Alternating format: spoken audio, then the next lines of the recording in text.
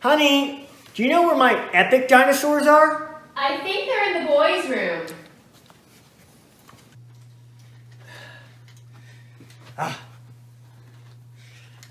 Rah, roar, I am epic, rah. No. Honey, not these, the tiny epic ones. Check your game shelf. The game shelf. All right, game shelf. Let's see, epic dinosaurs, controlled epic dinosaurs, tiny epic dinosaurs. Nice.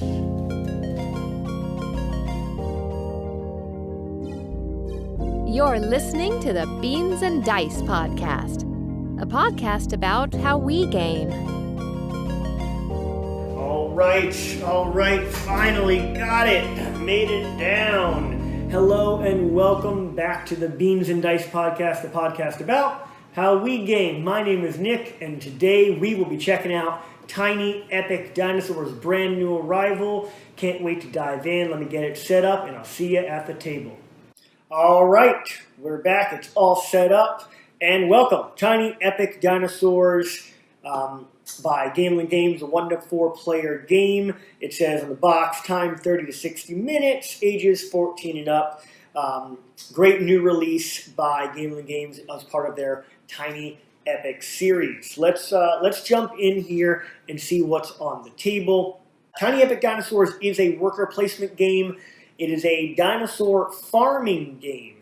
So if you're thinking that these are like, ferocious giant dinosaurs and this is going to be a game of area control and combat, no. Instead, it's worker placement at its core with a fair bit then of tableau management and resource management. And it is a farming game. Think viticulture or even agricola, where you're trying to gather resources to make wine, to sell them for contracts, or like an agricola gathering animals and resources and vegetables and stuff because it's worth points. Both of those mechanisms are used here. Instead, we're gathering and feeding and managing baby dinosaurs that are so small and so cute. Here's a little Allosaurus. We'll talk about the components a little bit.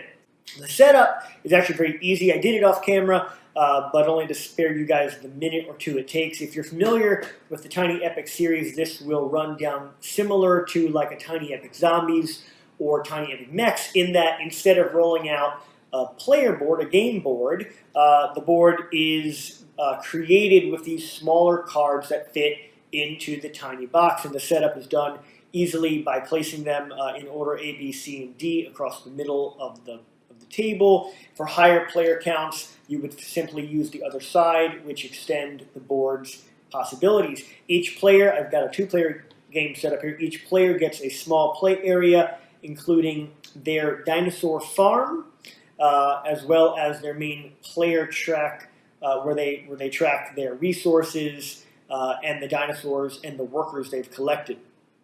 The gameplay is played over a series of 6 rounds here, and in each round, each player does 7 phases. Starting with the resource collection, where the players collect resources as indicated by open spaces on their farm.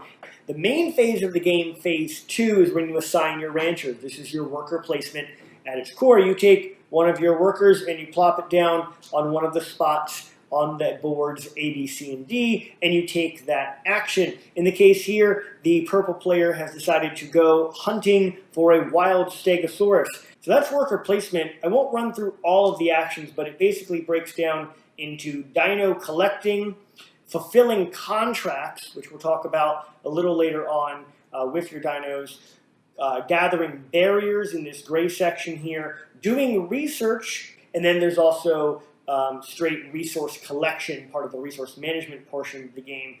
Workers will all come in here and they'll do their actions and they're collecting dinos, and as they collect the dinos go over along with the barricades that are collected. I'll grab some barricades and put them for the orange player and some barricades for the purple player. And when all of the people have played, all of their workers, and there's just a sea of workers in here, that's great. We now, step 3, phase 3 of the round, we retrieve all of our workers. So all of them come back to farm another day. And now we get into the second real phase of the game. The first was the worker placement, of course. Now there's the tableau management phase. So we do, in steps 4, 5, and 6, we're going to arrange our ranch with the contents of our holding area that round.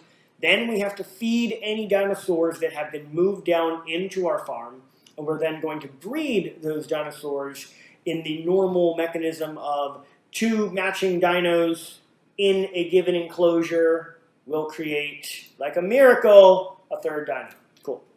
So moving over here to the purple board, what we might want to do is arrange these barriers, and this is the only time by default that you can arrange barriers. And maybe I put a couple of barriers like this, which creates a closed off pen. Notice the mountains and the printed on barrier are already there.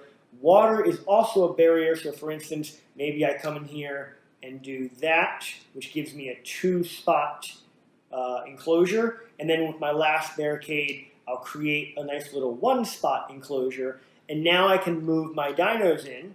I will move the 2 stegosauruses in here, thinking ahead so that they have room to grow and breed. My 1 allosaurus will go here, and my 1 brachiosaurus will go here. For feeding, all the dinosaurs will either eat leaves or meat. They're either a herbivore or a carnivore. So you notice I simply adjust the tokens on my player board. Very good. So I've done phase 5, feeding dinosaurs. We now breed. And like I mentioned, any 2 dinosaurs of the same species in an enclosure together will breed like magic. I get a 3rd stegosaurus. For phase 7 is to clean up, refresh for the next round. All the science cards that were not used will get discarded. New science cards will come out.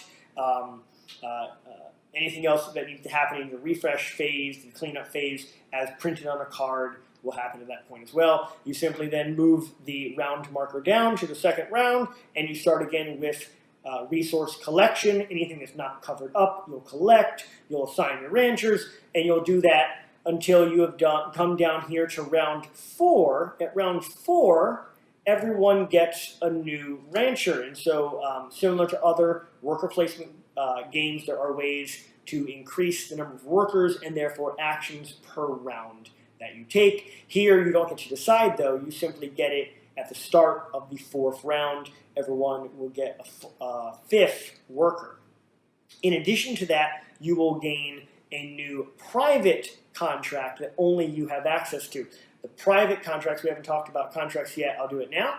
The private contracts are more powerful, more point-heavy versions of the public contracts. Let's see if this can check it out. The contracts, quite simply, are actions that you take on the board. You throw your worker down and you say, I want to fulfill a contract. And if you have the appropriate dinos, like this guy needs 2 stegosaurus and 1 brachiosaurus to fulfill, if you have them in your farm, not in your holding area, but already in your farm. So, last thing on the board we haven't talked too much about are the science cards.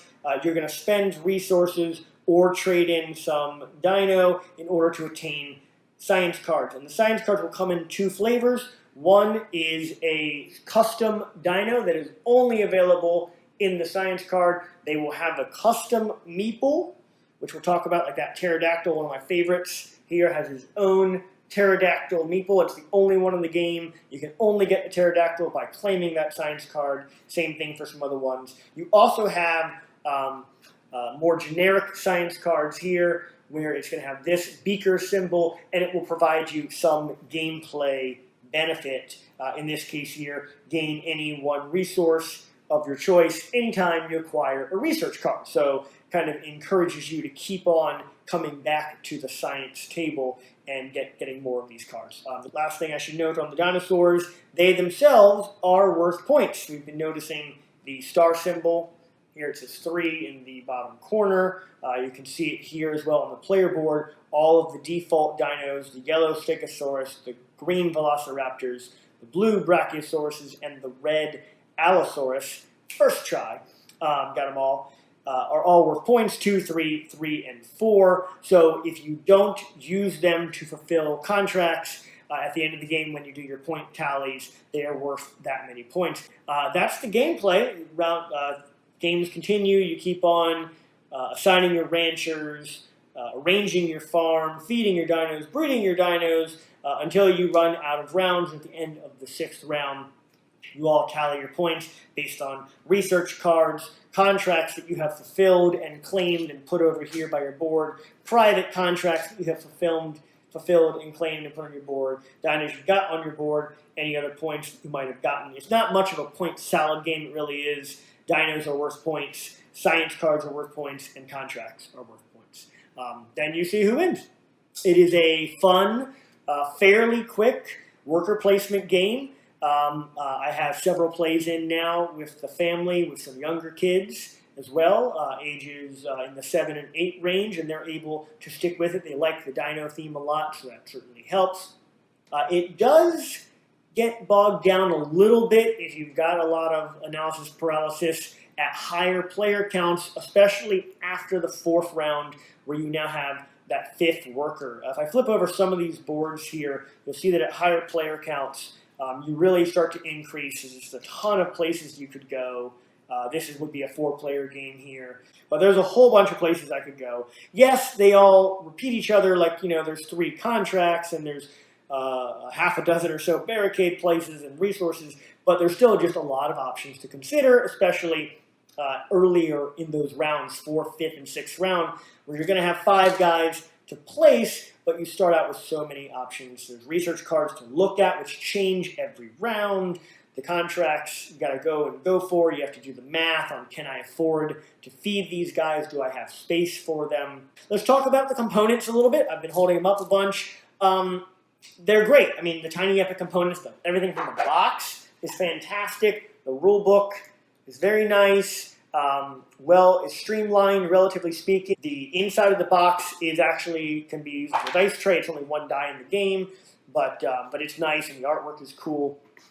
The cards are fine. The cards are nice, heavy-duty stuff here. I do notice, and this happens with a lot of the Tiny Epic games, is that one little bump, if you check out this player board, if you bump and now things are kind of shuffled up, or the resource track, that can be a concern, but that's not the quality of the components, just the fact that they are so small, and they don't really have places to go. It's not like they can give you trays or nested player boards with such a small production.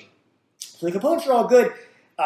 If anything, my one small beef with the game, because I'm going to use it as a family game, we do have kids, is the meeples are so cute, but they're almost overproduced. And what I mean by that is, like, look at this Brachiosaurus head. That is going to break as soon as my 7-year-old wants to, like, boop, do that. It's so... They put so much detail into these. Look at the legs on these Stegosaurus. They're tiny, tiny little pieces of wood clinging on to life. The neck of this sweet purple dinosaur, it's a pretty big head at the end of a neck. So I'm going to be careful with them, and if you are playing only with adults, it's no big deal. But honestly, these things are so small, a little less detail would have almost been appropriate. I feel like they would be sturdy. They feel really, really light and super flimsy in my hand.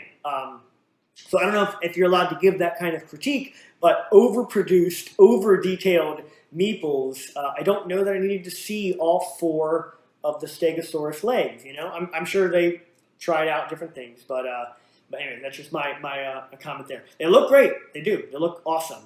I just worried that this Allosaurus hand, where they bothered to put in the 3 claws on the hand, like, did you need to? It's cool, I guess, but it's just going to break off. It's fine.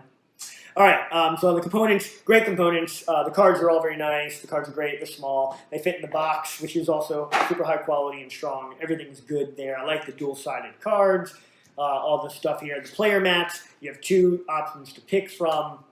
Good stuff there. All right, in conclusion, Tiny Epic series does it again. The promise of a Tiny Epic game is that it is a full, big, fun, engaging game in a tiny travel-sized package, and Tiny Epic Dinosaurs is no exception. It's a full-on worker placement game played over 6 rounds with 5 workers, lots of decisions to make. The science cards are a really nice touch. They make it intriguing. It's got contract fulfillment, but if you don't get to contract fulfillment, it's got points for the dinos. The penalties are actually really extreme. I hate it when when one of my dinosaurs escapes, so I really don't want to, because it's got me thinking. It's a fun game. We've enjoyed it on the table. Really, really nice element. Very little luck, but a little bit with that die and what contracts and science cards are going to come up. So just a good game.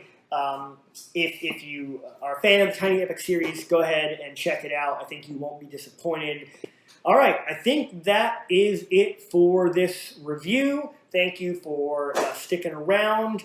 Don't forget to like and subscribe, and keep checking us out for new content here on the Beans and Dice podcast.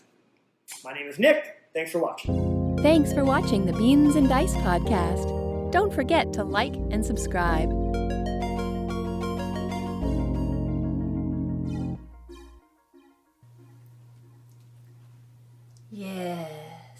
Yes, this is a fertile land, and we will thrive.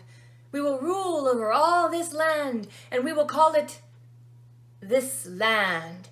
I think we should call it your grave. Ah, curse your sudden but inevitable betrayal. Ah, ha, ha, ha, mine is an evil laugh. Now die. Ah, oh, oh, oh, oh. Honey, where are my epic dinosaurs? Try the kids' playroom? Okay. Aged wine is actually a good thing. Hungry dinos will eat your other dinos, and that's not good. Like tiny epic series. So epic, yet so tiny.